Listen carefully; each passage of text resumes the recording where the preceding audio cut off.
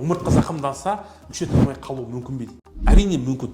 Өйткені қарап отырсақ бүкіл органдарды қан тамырларымен және де лимфа түйіні бар вена және де осы нерв жүйесі шоғырландырады. Яғни аяғыңыздың сезуі, бүкіл органдардың сезуі біздің сезімталдық нервімізге байланысты.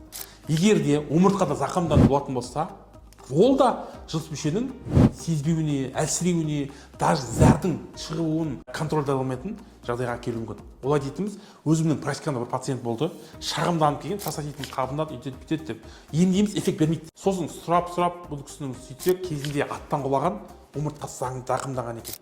Невропатолог дәрігерге барып МРТ түсіретін болсақ, бұл кісінің жұлынына зақым келген. Неврологиялық емдерді енді бастаған кезде бұл кісінің емінде нәтиже көре бастады. Осыған байланысты айтарым, әрине нервтің зақымдануы мүшеңіз болсын, басқа органыңыз болсын, дұрыс қызмет істемей қалуы мүмкін. Ауырмайық достар, травмадан аулақ болайық.